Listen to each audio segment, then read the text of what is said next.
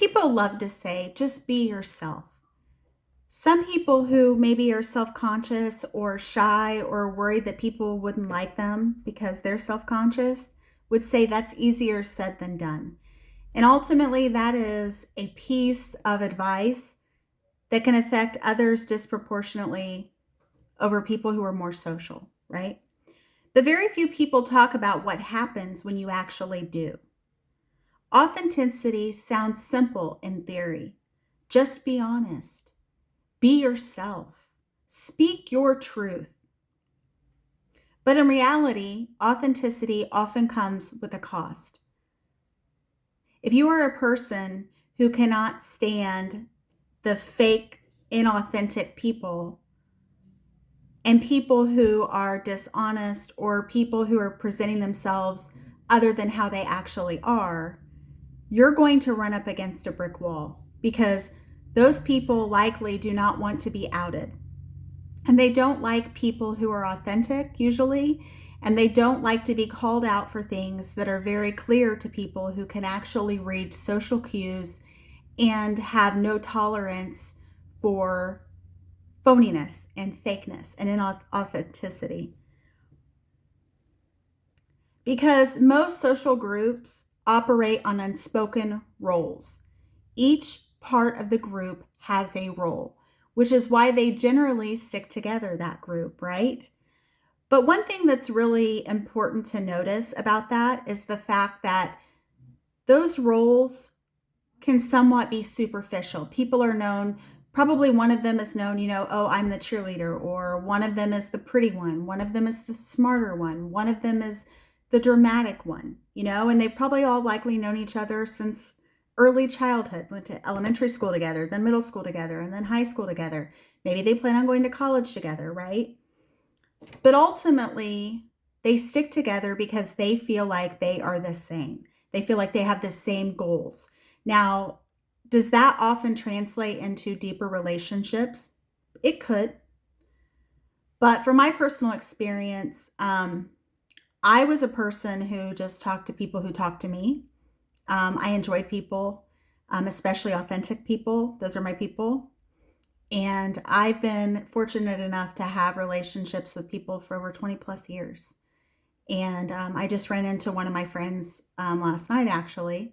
And one of the first things she did was hug me and tell me that she loved me. And absolutely, I love her as well. Um, and those are the relationships that stand by and stick by. Why am I thinking of the Heathers? Have any of you seen the Heathers? The Heathers like literally shook me when I was a kid. It was on TBS like all the time. And essentially the theme of it is these girls are all friends, essentially wealthy friends, I believe. I think there was one who was not as wealthy, but they all were the group of the Heathers and everyone idolized them and wanted to be them. And Christian Slater is in that. And I could not watch a movie with Christian Slater after that because I think he gave someone like some sort of poisoning or something, which is just, I know it's a dark comedy, but I didn't get dark comedies because, I wasn't old enough to fully understand that. But ultimately, I think that you have to be yourself to attract people who are going to encourage you and motivate you, right? Putting on an act really deprives yourself of the ability to be able to connect with people on a genuine level. And I've been fortunate enough, and I know I'm hoping that most of you have as well, to be able to have people who want to support you and love you regardless. Not just when you're perfect, not just when you're your best. For instance, I had a relative pass away last summer, and the people that showed up for me was amazing. And it gave me a lot of strength and support and encouragement. And that's the type of people you should have as your friends. Not people, if you're wondering when you leave the room, if they're going to say something terrible about her. Oh my goodness, did you see her hair? Nobody needs friends like that. They need friends who build them up, not tear them down. So every family has them. Every workplace has them. People who have unspoken roles. And they're unspoken for a reason. Sometimes people don't know what role they fit into. Every friend group has them. There's the peacekeeper. There's the achiever, the caretaker, the one who never complains, because They don't want to complain because they don't want to attract the ire of the group. Why are you complaining about something? You're in this great group. Like, we're all popular, we're all pretty, we're all skinny, blah, blah, blah, whatever it may be. These roles create stability in the group. Everyone knows who they're supposed to be, and they better stick to that role. I think of, what is it, Mean Girls? Where they're like, on Wednesdays, we wear pink. And I'm not making fun of people who are different. That's not my style, but I'm just kind of giving examples of things that some groups may potentially kind of go into, especially if you're a part of an elite group. You have a reputation to maintain. Maybe that comes from your family and they expect you to be friends with only certain people. Maybe it's a situation where, you have to be the smart one, or you have to be involved in certain sports because that is your identity. And so it can make it harder to divert from that and decide, I don't want to be a cheerleader anymore. I would rather play volleyball. Well, why do you want to play volleyball? Like, you're really good at being a cheerleader. That's what you should be, or in a case of a male, maybe rather than playing football, he wants to play basketball because he really enjoys basketball more than football or wrestling or whatever he may want to be, right? So the roles are almost similar to family roles in a way, because there's that expectation that you're going to live up to what has been determined and predetermined for you, which could be stifling at some point, especially if you're not interested in that path and you don't want that path. And similar to family systems, when someone stops playing the role they were assigned, the system gets uncomfortable. Why did you make this decision? Did somebody tell you something that caused you to not want to do this anymore? I'm not really understanding. Suddenly, the person who always stayed quiet starts speaking up. And I've had that experience. And it's interesting when you try to be agreeable and not cause drama and conflict, and you don't like drama, conflict, or any of that, and you start speaking up, people look at you differently. They're like, I don't remember this side of you. I mean, I thought you were always like agreeable and everything. Well, yeah, I was, because, I just didn't like conflict and I didn't want to deal with conflict, but some things need to be said. For instance, I actually had helped with my high school reunion, and there were people who wanted to come to the reunion and had RSVP'd, and then they decided at the last moment that they wanted to know who was coming. And these happened to be girls who had proclaimed, they were really big into being the popular group and having all these friends and all this other stuff, whatever. And I remember saying, well, I mean, they apparently were in the popular group. Like, why can't they just invite their friends? Like, why are we the ones who are working on inviting people for them? I mean, if they still have contact with their friends, just have them invite them. Right? Like, isn't that a natural thing? Like, I invited my friends to go to the high school reunion that were available. They came. Like, it's not a big deal. I'm not asking you to like knock on doors and invite people you don't know. And the person that I was doing it with kind of like looked at me like, well, don't you think that's like mean? I was like, no, it's like a logical question. If you're going to an event and you want people to be there, invite them to go. Yeah, you may not be part of the planning committee, but you can invite them to go. Hey, I'm going to the high school reunion. Would you like to come? Because I'll be there and my other friends will be there, and we'll all be there, and it'll be great and it'll be fun. Right? I don't know. I might be crazy, but that's what I would do. But who knows? And so the one who always kept the peace began setting boundaries. And for those who are potentially unhealed or triggered by boundaries, that can be difficult. Why is this person suddenly, who did everything for me, now not wanting to do anything for me? I don't understand. They say that I can't come to their house whenever I want to. I can't, call them at midnight, like when I'm suffering from a breakup or something, I mean, you think about those things that people take for granted that they've learned to expect because you have not consecrated or directed your boundaries effectively. I can be guilty of that. I'll be honest with that. I would rather just kind of do something for someone and just not have to worry about it, not have to fight with it. Just get it done, get it over with, and move forward. And boundaries can be hard to set, especially when you're not used to that, especially when you're a people pleaser.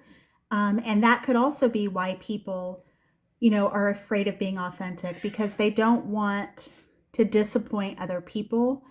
They want to be agreeable. They want to have friends. They're afraid that they might lose the friends they have if they say no. And some people are like that. Well, when I needed you, you said no. So I really don't want to be friends with you anymore. And if that person is going to be like that, it wasn't the boundaries that caused it. It was the fact that they could no longer get you to do their bidding, which is unfortunate. And then you have someone who, the one who is always agreeable, says, you know what, actually, I don't agree with that. I don't think that that's really how things work. And then people who have always been used to that person agreeing are like, what? Like, you've never said that before. Like, you've always said that you agreed with this and you've always agreed with me. And I don't understand why all of a sudden you're no longer agreeing with me. Do you not like me anymore? Like, do you think I'm stupid? Like, what is going on? No, I found a different perspective. I don't have to agree with everything you say to like you. And my disagreement is not about whether or not I like you or whether or not I don't. It is where I stand on this particular issue.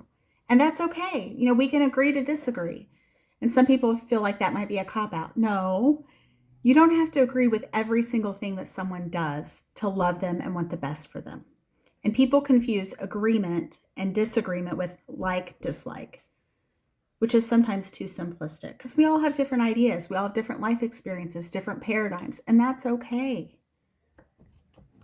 Not everybody likes chocolate ice cream. I know I've said that many times, and not everybody's going to like everybody. That's fine too. But to say that because someone disagrees with you, that means that they don't like you is really unfair.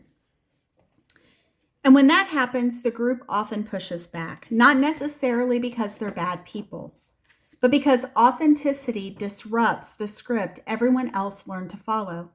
And they want you to step in line, right? Get into the line. I mean, you think about it.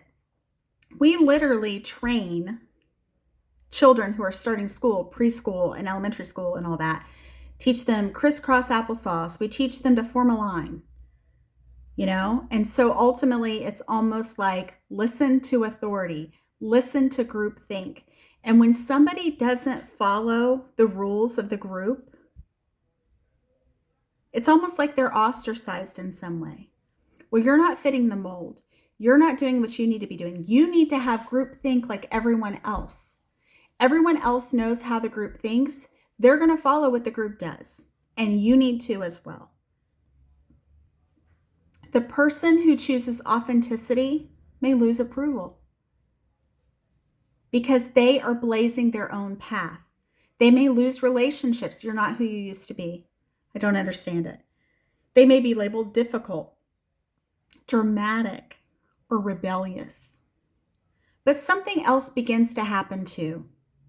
The relationship that remain start to become more honest, more grounded, more real. There are no false appearances. There's no putting on masks. People understand authenticity. People value authenticity and honesty. I know I do. And I know a lot of you do as well. So cheers to that, right? But also you start getting deeper with someone. Like you go from a shallow relationship to a deeper relationship in which you can bare your soul and know that you can trust that person. If you can in fact trust that person. I mean, that's a gift. It's an ability to have a strong relationship with someone that lasts over a span of years, decades even, right? Not just a flash in the pan relationship for a little bit and then, okay, well, we disagree. Okay, bye. See you later. And then you never talk again. Friendships are meant to be developed and essentially flourish through honesty and showing someone who you actually are. Because authenticity may reduce the number of relationships you have, but it often deepens the ones that survive. And I will say this, I am attracted to friendships that are authentic, where there's give and take. And most of the friends that I have made, I've had for quite a period of time, and they're authentic people who care about me and I care about them, right? So there's the mutual understanding and mutual respect. So authenticity isn't always the easier path. For many people, it's the only path that allows them to live without constantly performing. And I would be exhausted if I were constantly performing. And also, you have to remember like what personality you had the day before. You know what I mean? Me, I'm this awkward, goofy, crazy, laughing, loud laughing person sometimes. And sometimes my husband doesn't get me, but that's okay because having a good time, right? So answer this question in the comments if you feel led. If not, it's not required, but nonetheless. So, have you ever lost relationships, when you stopped playing the role others expected from you? Thank you for tuning in to Recovering Perfectionist Mama, Grace in Progress.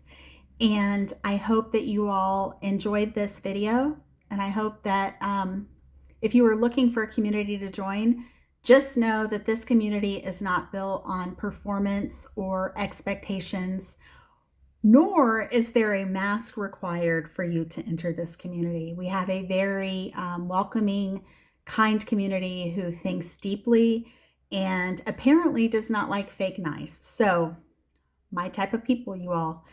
I appreciate it, and I hope you have a great rest of your day, and I hope that you will come back and see us again soon on Recovering Perfectionist Mama, Grace in Progress. As always, if this was your first time joining us, welcome. Happy to have you. Happy to have you. And if you'd like to subscribe, you're welcome. This community is a welcoming community. And if you have ideas for videos, please feel free to drop them in the comments. Feel free to leave a comment or ask a question or anything you need. And I appreciate each and every one of you. Thank you so much. As I've said before, we just had our first birthday in the podcast. And so we'll be doing a Q&A session very soon live on YouTube. So thank you so much and have a great rest of your day. Bye-bye.